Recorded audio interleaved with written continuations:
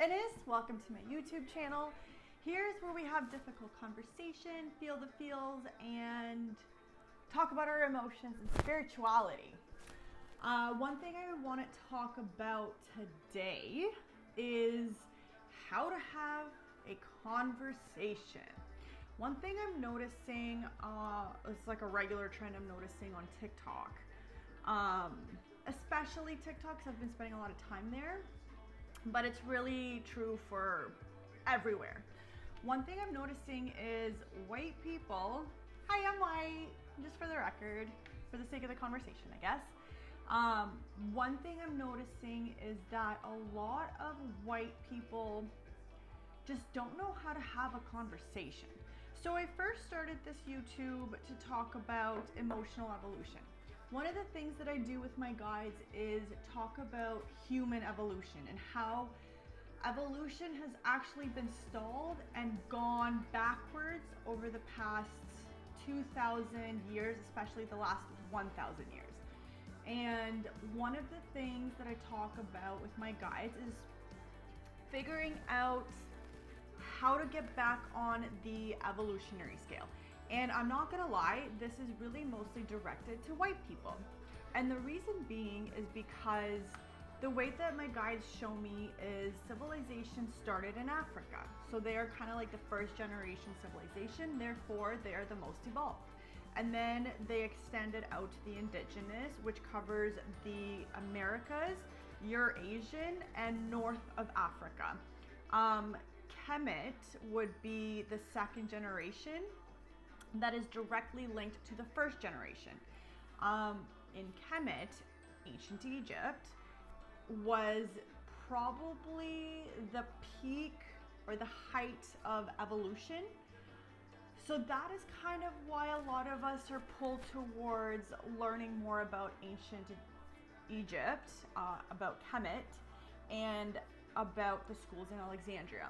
And that is because our soul feels called to this kind of evolutionary phase. I have recorded videos on this, but I haven't put them out yet, so I'll just quickly mention it now. So when we're talking about evolution, a couple of things. I'm not necessarily talking about the tech evolution or science or anything like that. One thing that is made very clear to me by my guides is that my responsibility is more so in the emotional evolution. So as you guys know, I talk about a lot about processing your emotions, talking about your emotions, etc., etc. One thing I'm noticing on TikTok is that a lot of white people keep claiming that racism is over. And instead of listening to people who feel that racism is still very much alive today, instead of just simply listening to them and trying to have a conversation, they jump on the defensive. So today, we're going to have a conversation about having a conversation, and we will also talk about humbling yourself and showing humility. So a lot of the times, well, right now especially, our ego is being challenged. And whenever we think, this is kind of like the energetic theme, whenever we think like, oh, I got this, my ego's on fire, something's going to happen that humbles us. God, our spirit guides, ancestors, whoever it is that you work with will humble you. And this is part of the lesson. The one thing I'd like to really stress is that if you are claiming racism is over, then you are choosing to be blind to the struggles of your neighbors. Plain and simple. Because if you even look at the comments that some people get for just celebrating being themselves, they're racist. So racism still very much exists. The fact that they had such a hard time banning lynching, another great indication that racism is still very much alive. Anyways, I'm not going to go into the details. It's all over the place. Just look it up, shut up and listen. If you feel offended by anything, if you feel triggered, whether it's online or people close to you, complete strangers, wherever, if you feel triggered by anything, then that means that that is something that you need to work on. So when we're having these conversations and we feel triggered, instead of reacting and being like, well, that's not fair, we need to hold on. Why am I triggered by that? What about this that they said bothers me? Write it down, think about it, take a few days, take some time on it, and you will realize that that is something that's more within you that's been triggered and not something about the other person. Meaning, I got really triggered by someone who's actually a mutual on TikTok with me now, but they said something about Ukraine, and that triggered me because they didn't actually say anything biased towards Ukraine. They just said facts, but that triggered me. And I stopped for a second, and that night I thought about it. Why did this trigger me so bad? This person, I love all of their information, but this one thing, I hate that they said that. Why did they have to say it? And that's when I realized in my mind that I am starting to be a little bit biased towards something specific because of my personal experience in a similar situation.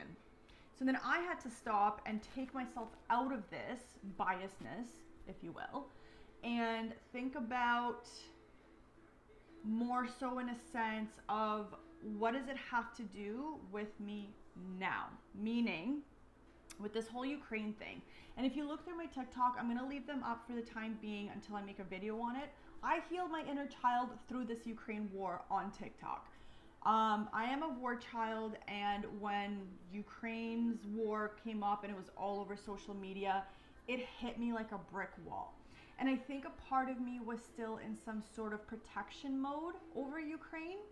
But one thing that I know is very clear is that anybody in leadership has some truth that they need to address to their people. And I think for me, the thing that triggered me was the fact that I want to believe that there is a lot of goodness coming from that corner.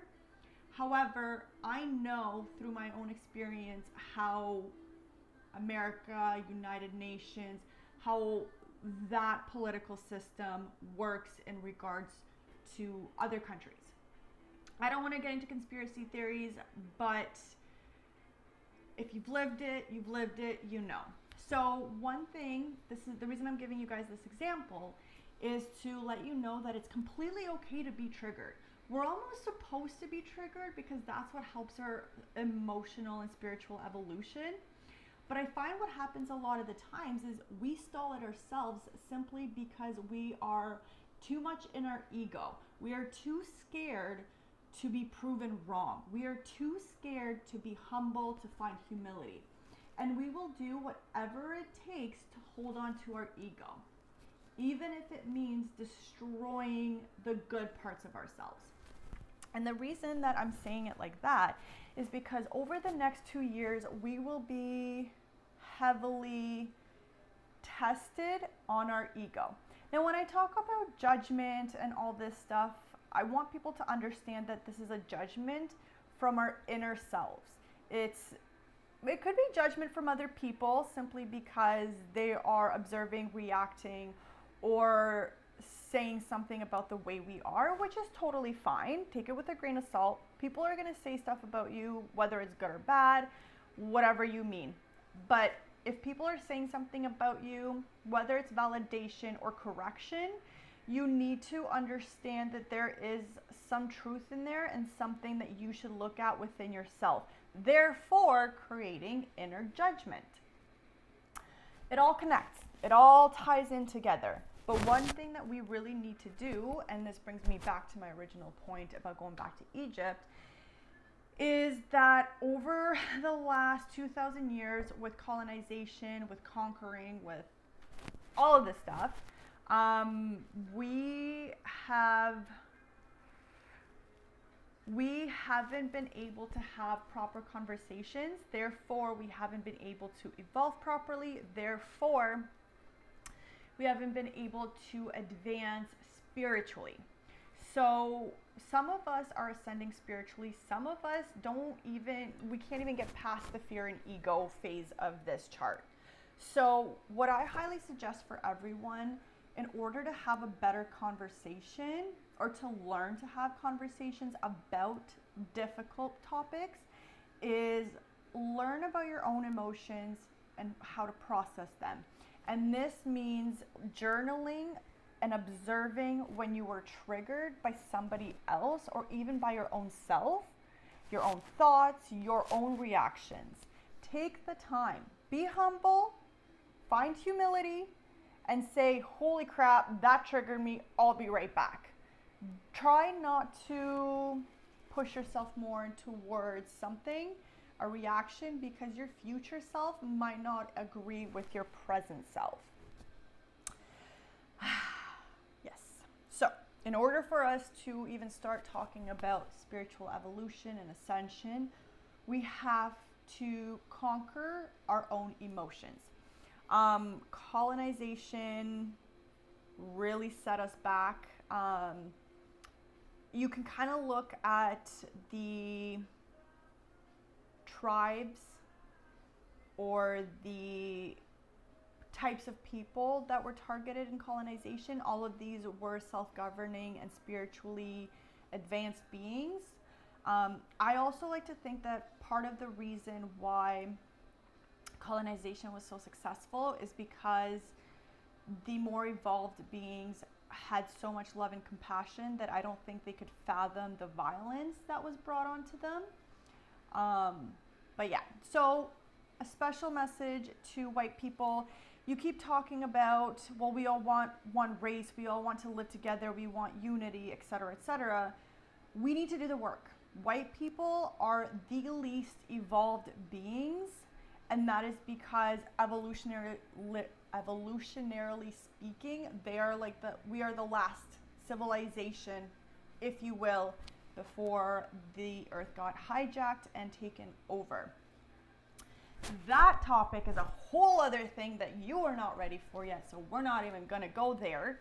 But yes, there is a lot of truth that's going to be coming out, a lot of startling truth, and you're going to want to react and get angry and probably cause fights or whatever. But this is me telling you, whoever's listening, that if you want to have more emotional health and well-being, then you need to start learning to process your emotions, and you need to start listening to other people's emotions. Therefore, using more of your empathy.